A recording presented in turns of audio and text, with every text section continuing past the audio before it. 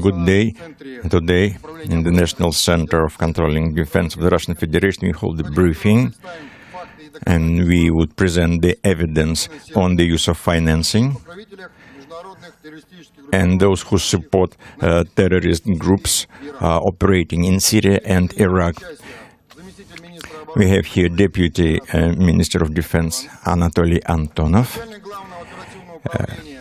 Head of Operative Group of Headquarters of General Sergei Rudskoy, and Head of National Control Department General Mezentsev.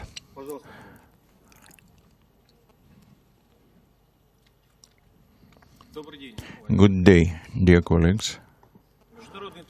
The international terrorism is the chief threat of our times. This is the threat which is quite real, and many countries, like Russia, know that firsthand. The so-called Islam State is the leader in the terrorist international. This monster of the international terrorism may be counterposed and it may be defeated. Within the last couple of months, the airspace forces of Russia demonstrated this. We are sure that to win over ISIS, we have to make strong blows on the source of its financing, as was said more than once by the President of the Russian Federation, Vladimir Putin. Terrorism without money is an animal without teeth. Revenues from selling oil are one of the most important sources of the terrorist activity in Syria. They win over $2 billion annually and spend these funds to recruit fighters all over the world, providing them with equipment, weaponry, and that is why ISIS protects the source of criminal oil production in Syria and Iraq. The chief consumer of this stolen oil is Turkey. According to our information, this criminal business involves the top political leadership of the country, President Erdogan and his family.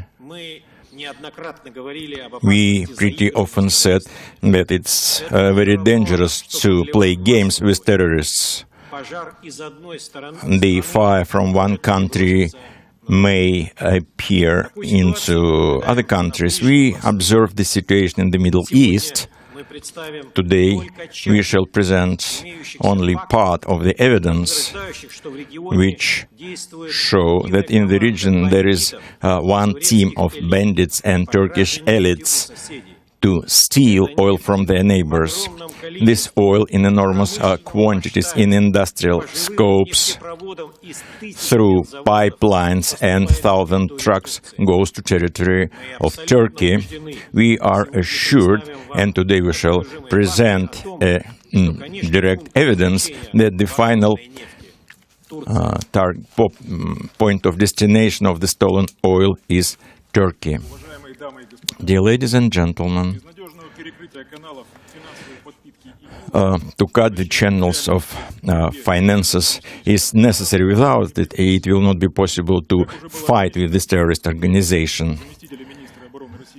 As Deputy Minister Antonov said, the chief source of the finances for terrorists is the illegal sale of oil products. To liquidate this channel, the airspace forces of Russia hit objects of production, storage, refining and transportation of oil products in the territory of Syria under control of ISIS. Within a couple of months, due to our hits, we hit 32 oil refining complexes, 11 oil refining plants, 23 stations of transporting oil. We destroyed 1,080 tank trucks. which transport oil products. So the turnover of this illegal oil production and transportation was reduced twice. The revenues of this terrorist organization from criminal business reached $3 million per day. You multiply it into 4 years. After our strikes, the revenues of terrorists went down to $1.5 million per day. But banned groups still receive financial support and weapons and armaments and other material support for their activity. Some countries, including Turkey, are directly involved in a large-scale ISIS business project, and they support terrorists.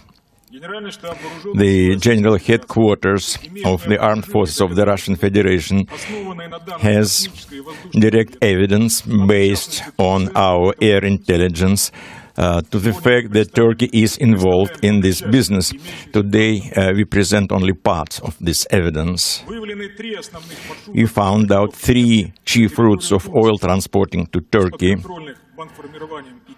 from ISIS territory in Syria and Iraq.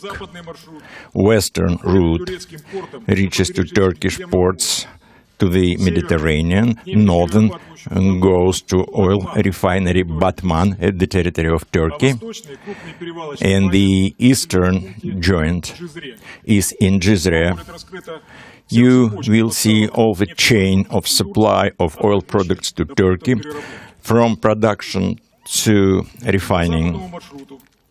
Western route, hydrocarbons produced not far from Raqqa by automobile transport at night time are transported to the northwest of Syria, then through Azaz at the territory of Syria and Reyhanli, the territory of Turkey, to Turkish ports Derkyol and Iskanderun. In this picture, dated November 13 in Azaz, we see the automobile road which connects Turkey and Syria. We see the equipment which transports oil products. In the A square on the Turkish side, we see 240 tanks and large trucks. At the B square, Turkish territory, there are many trucks which wait for the border crossing. Part of this equipment is masked for civil trucks. Similar is the situation not far from Reyhanli, not far from the despite military actions in Aleppo, there is a strong movement of transportation in both directions, and in the Turkish territory we see lots of trucks.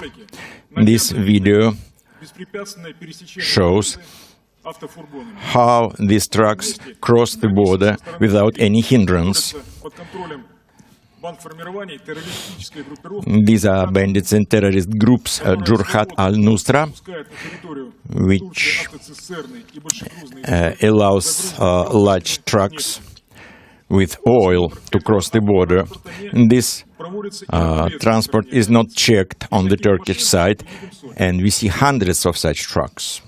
In the picture dated November 16 in Reyhanli, you see 360 tanks and lots of trucks not far from the Syrian border. In the B square, there are about 160 tanks which crossed the border. In this checkpoint, we see the movement towards Syrian border, and there are about 100 trucks. Space intelligence shows that after crossing the border, these tanks and large trucks with oil go to ports Dertyol and Iskanderun with specialized territories for tankers. Part of the oil is transported to ships and goes for refining outside Turkey, and part is sold at the inside market. The daily turnover is about 1 tanker a day. This pictures show the tanks waiting for reloading. There are 365 such tanks in Iskenderun, about 60. The next route goes to Turkey from oil fields located at the right bank of Euphrates. One of the largest centers here, controlled by ISIS, is the Deir territory. Here we see many oil refineries. One of them you can see here. Here we see lots of tanks waiting for loading. Here you see automobiles or trucks located not far from each other.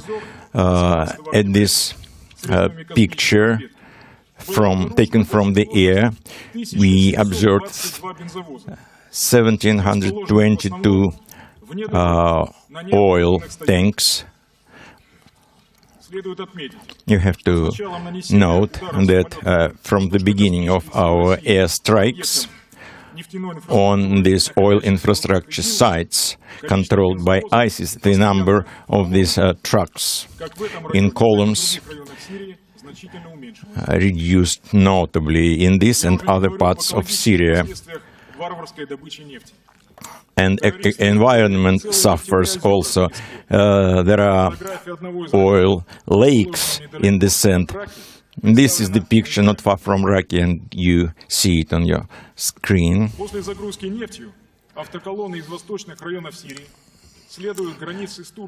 The trucks move to Kamishliya, and over there they wait for their turn. At the photographs here made in August this year, in this area we saw lots of hundreds of trucks which moving to Turkey and in the opposite direction. So lots of oil transported from Syria goes to Batman refinery, located at the Turkish territory, 100 kilometers from the Syrian border. The third route to Turkey goes from oil field in the northern western parts of Iraq through Karachok, Chamkhanik at the Syrian territory, and Itavan and Zaho at the territory of Iraq. These pictures shows lots of big trucks and oil tanks in these territories. November 28 in the area of Karachok, at the territory of oil transporting plant, we saw 50 oil tanks. These are August pictures in Chamkhanik. You see 380 units of automobile equipment. Nothing changed since that time. Our intelligence shows that there is a strong trafficking through the border between Syria and Iraq. Many such trucks are noted in the areas near the border of Turkey and Iraq.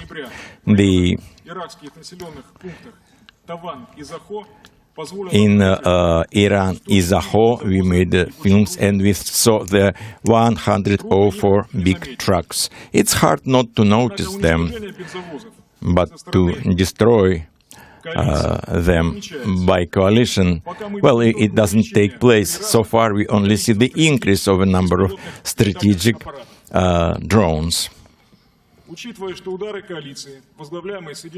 The hits made by coalition led by the United States of America do not take place. So full information about the sites will be presented at the site of the Ministry of Defense right after this briefing. As to the border territories of Iraq, the tankers move Iraqi-Turkey border in the Zaki area, and the oil goes to refining plants at Batman, which was already mentioned.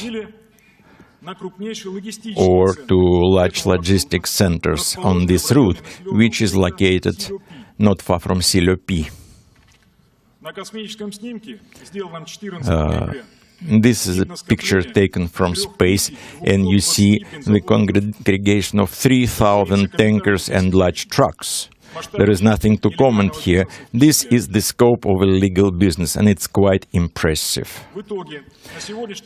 As a result, as per today, the criminal activity in oil sale, terrorists have no less than 8,500 tankers, which daily transport up to 2,000 barrels of oil.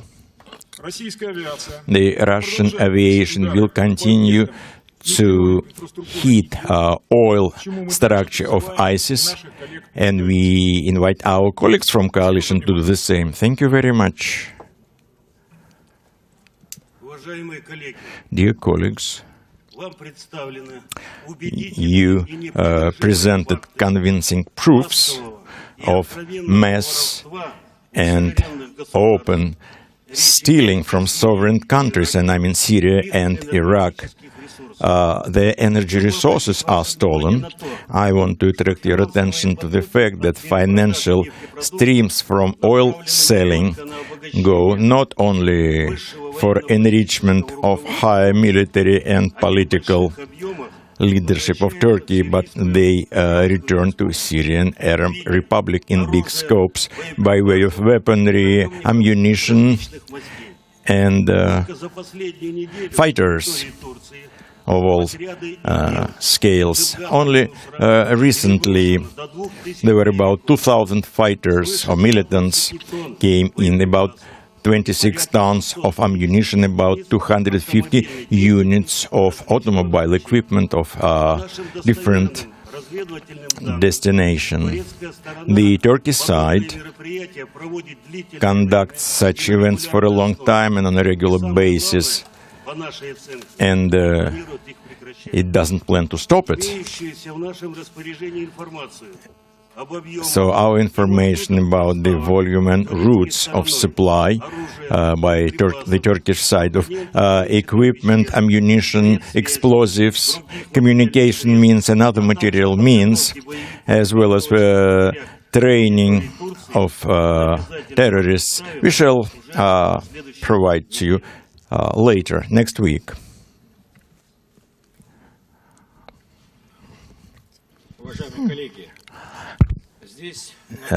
Dear colleagues, here we have a big number of mass media representatives, and our briefing will be shown to many more of your colleagues. In this regard, I would like to say the following. We know and value the work of journalists. We know that in journalist community there are many courageous people who perform their duty honestly. Today we presented to you how illegal oil trade takes place, which results in financing terrorism. We presented convincing proofs, which may be the source for journalist investigation. We are sure that the truth would make its way to the surface. We know the price of Erdogan words because Turkish journalists showed his lies already, and for this the journalist went to prison. The Turkish leaders would not retire. Mr. Erdogan would stay on, even if his face would be tarnished with stolen oil. And actually, our friends died from Turkish militants. You see what they do. They went to the other country and steal it. And if someone is in the way, he has to be destroyed. So retirement of Erdogan is not our goal. This is for the Turkish people to decide. Our purpose to close down the sources of financing terrorism by mutual efforts. We shall continue to present the facts of this stealing, how Turkey steals or robs its neighbors. Control over this stealing business may be given only to the closed ones, and nobody in the West asked the question why the president's son heads one of the leading energy companies and his son-in-law is the Minister of Energy. What a wonderful family business. Is this possible somewhere else? Such affairs cannot be given to anybody but to the closest ones. So far, Western media doesn't provide any assessment of this situation, but the murder will out. The dirty oil dollars would be working, and I'm sure that now everything what you saw here was falsified. If this is not there, let the journalists go and see for themselves. Today, we present only part of the information about monstrous crimes of Turkey elites, which directly finance the international terrorism. We think that any sensible journalist should fight against this crime of the 21st century. The objective journalism may be an efficient means in combating financial and corruption schemes. We call for our colleagues to conduct journalist investigations to reveal financing schemes to finance terrorism. And stolen oil goes to other regions. The Ministry of Defense of Russia will continue to inform you about supplies of oil to other countries by terrorists and about our airstrikes in Syria. So let us unite our efforts. We would destroy the source of financing of terrorism in Syria, and you join this work outside our ministry. Dear colleagues, everything we hear today at this briefing will be published on the official website of the Defense Ministry, both in Russian and English. We have our colleagues present here from the foreign mass media who were at the Khmeimim base and saw for themselves how it works out there, and will go on to inform journalist community based on the impartial facts and efficient control. So we have information about the Russian Air Force base in Syrian territory, and will update these facts and publish all the updates on our official website. Thank you for your attention.